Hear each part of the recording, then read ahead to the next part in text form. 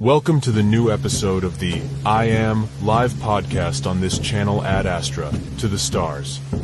On this channel we are going to talk and unveil the success stories of enlightened personalities, supernatural phenomena beyond scientific investigation, the existence of aliens or advanced species, UFO sightings, philosophical and psychological topics aligned with occult and esoteric truth. I am Sir Neats, your host in this I Am live podcast. Guys, to my channel, YouTube channel entitled Astra to the Star. This afternoon, I have a special guest in my podcast, and I waited for this moment to interview her in my podcast today. Ladies and gentlemen, may I call andito ko sa tabi ko si Dr. Mercedes Haas, Directress ng Library Information Center of LCUP. So, my first question, ma'am. Kumusta po kayo, ma'am? Ay, mabuti naman po, sir. So, without much ado, pabilisan natin ang interview. Tell something about your life now as a Directress of Library Information Center of LCUP. This is a very challenging position at this time because we are undergoing accreditation and the visit of the different accrediting agencies such as local and international, and even the Commission of Higher Education.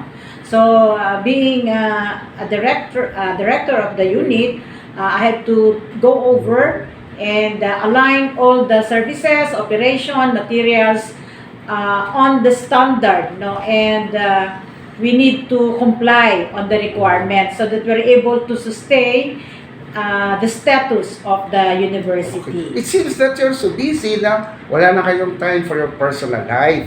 Okay, would you like to change the topic to a more personal way? So, I'm going to ask this. The last time you told me, 5 years ago, 7 years ago, I don't know, that you were a member of a group called the Spiritista. Would you like to elaborate that group and their particular mission in our society? That was a very interesting part of our family. Actually, it's a family. The family is a member. And this is intended for the whole clan. And sometimes we accept other members who are in need of help, guidance, and we're able to have enhancement of the spiritual life, the discussion of beyond the human level, the physical, yes. Metaphysical. Yes. So, do you also, did you also go into healing? Yes, we have. As a family practice, we have this called service that usually conducted during the first and last Friday and some special occasion if it is needed, especially for those people who in need of guidance for life, for health, and for the future. We are so lucky that our parents, our mother, and the rest of the clan are very active members of this group. So let's proceed. I also heard that you were chosen as a sort of the leader, of that religious group, but somehow it was not realized for some reasons. Would you like to explain? At first, for our past talks, sir, I did not realize because I'm still very young, and I did not yet realize. Anong age mo noon? When we have, sometimes very active in this particular topic, way back, I think 10 years more than. 10 years. So, and my focus is not really on the practice. I did not know that this activity has something to do with what is the position, the mission, and everything that I realized at this time. Because during the time that we are in the active activity, we don't give time to contemplate and reflect of what is the implication or what is the relevance of what we are doing in the spiritual discussion to our present life as a human being, as in the physical So your condition. parents did not tell you that you are prepared now to be a sort of a leader in that group? My relatives, no, they did not know it and not clear probably, but we usually assign. We are given assignment. We assist in the preparation of the food, the venue, what is needed. But definitely we are not yet officially member. But when we come on the proper age, on that particular year or level of our maturity, so You we assume are the now responsibility. official members, since some of the elders are gone, pass away, maybe called, no, and they are now in their proper place in heaven with the God the Father. So I was not, not clear to me, but definitely when our group stopped, no, in that position, I was able to realize as young as I'm 15 years old, or younger than that, I think first year high school, I talked to the spirit, and actually I met an accident that time. And the following morning, I was able to consult. And then, in that, vividly, I really remember, very sharp in my mind, that I was given a second life. Oh. And for that matter, I have a mission to fulfill. So you heard, you talked to the spirit. Yes, And what's the I- message of that particular spirit? Actually, usually, the spirit that we talk about, if this is for healing, Archangel Raphael, Okay. and if it is guidance, Archangel Saint Michael, Yeah. and even That's Saint true. Gabriel, and the rest of the angels are coming in and explain to you. So it's a sort of channeling, So Yes, you yes. channel. So how is it now that particular group? Are they still? Is it existing or? No, the first group of members are already gone. They have their own destination. They are now they are now in spirit, Spirit. of course. And we are the second liner. Okay. I think third, not third. Third. The second liner is also about, and as a member, they already gone. Mm-hmm. They were already called in heaven. Mm-hmm. So they are now in spirit. We are in the third degree. Yeah, the third generation. Yes, the third generation. But unluckily, God is very, in choosing member. It's the same. Since the beginning up to the present, meron siyang tinatawag at meron siyang pinipili. So until now, it's still existing. Yes, but in some other modality. Modalities. Yes, So in some other you are way. no longer active.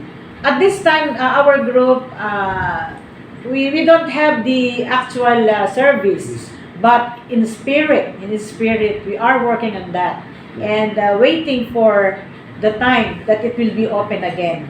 Wow. It takes times and years. Okay. And when our service closed, it was mentioned, not in us will come the next The next messenger, batch of next messengers. messenger of God. Actually, before, I did not realize that my mother and the clan is a chosen messenger of God. Of what happened to Joseph during the early times, Noah, Isaac, Okay. and It's in the even Bible. Jacob, wherein messengers of God are chosen and selected out of the clan. It's the same until this time.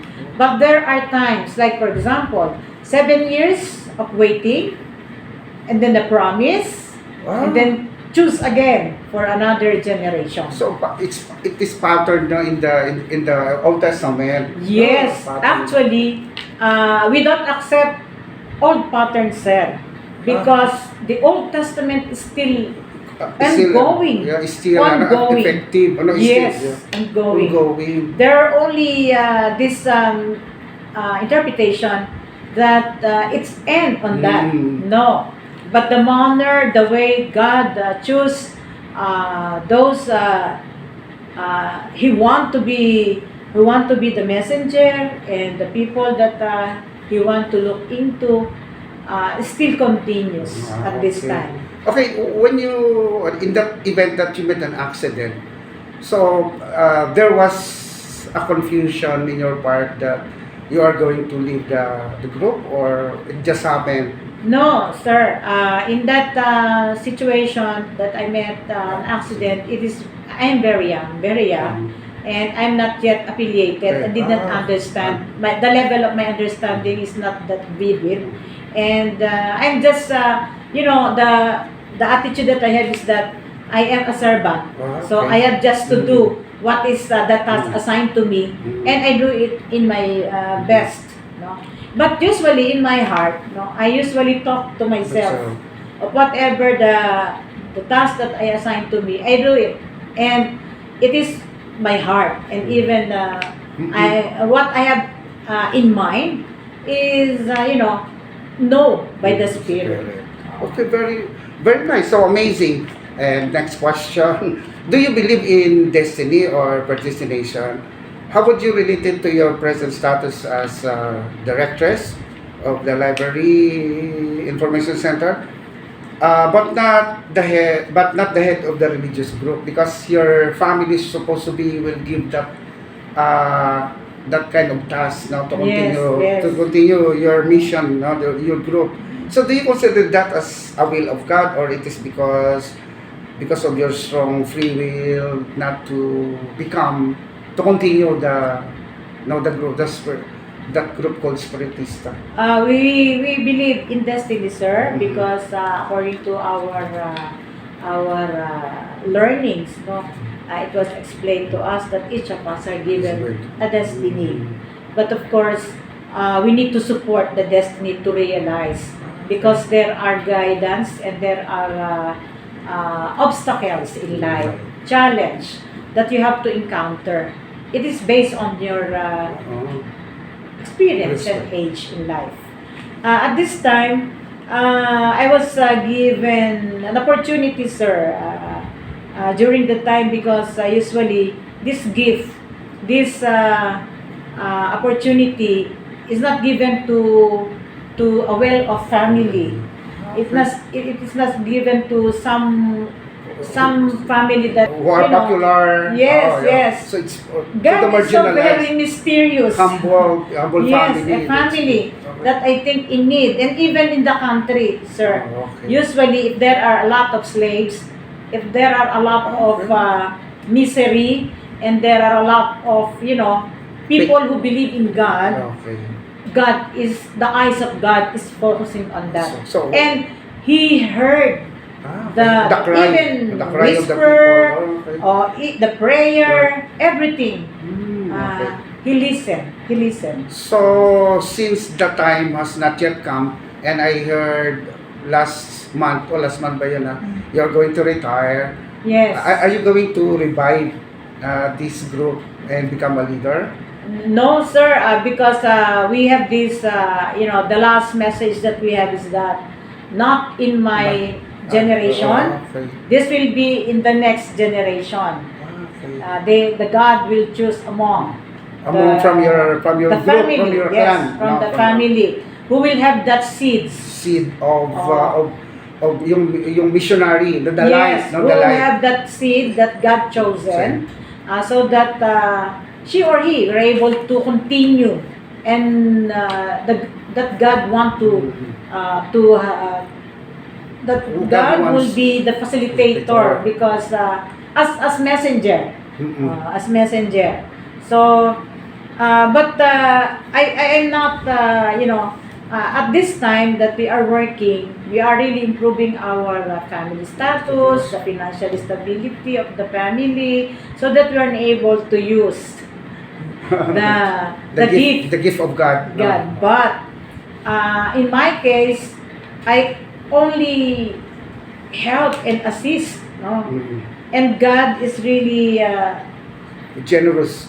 no, God is directing me. Who is Directing. that person in need? Okay. And if in case, So in your little way, you are also practicing yes, the message. yes, As a messenger. there are cases that I can interpret dreams, sir. Oh, that's And very nice. there is this way of the Holy Spirit Mhm. that when the dreams shared to me, the Holy Spirit will give the meaning. With the meaning, the message, no, The message. It will come on my mind, and I was able to really directly relate Oo. what is, so that to give assistance That's a nice to the talent. person Gift. who are in need. Give to read, no, the message, Yes. to channel Yes. the message from above.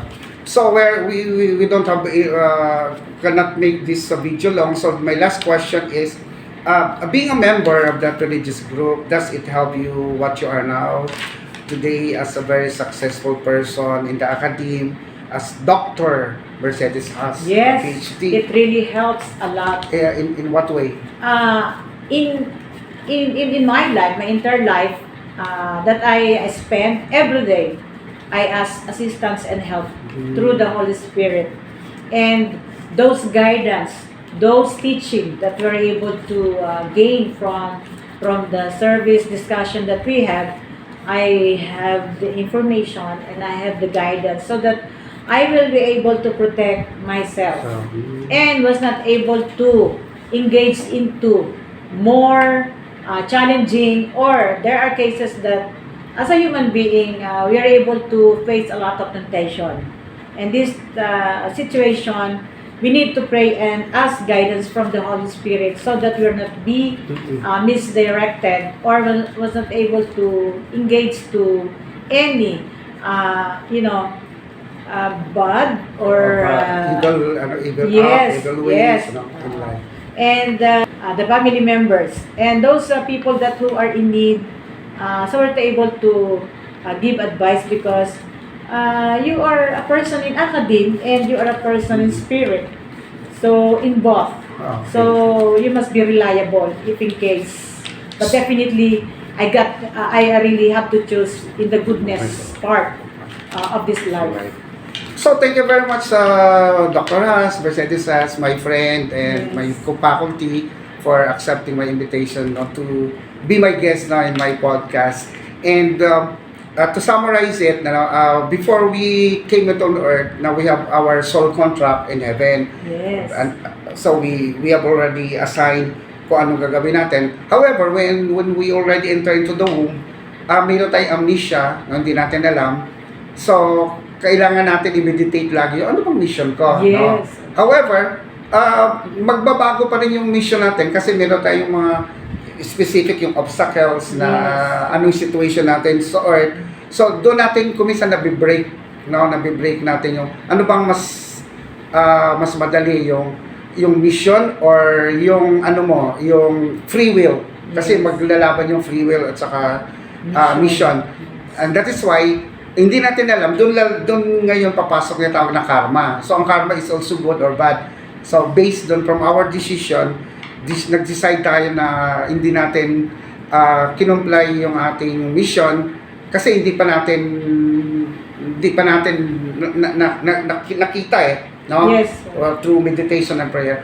But anyway, this is life, and life is so amazing, and let's continue to work on God's side, so that we could be a messenger, to His messenger and a medium, to everyone. So thank you very much, and You are most welcome, sir. See you again Yes. for the next interview. Yes, you are yes. most welcome. Thank you very much.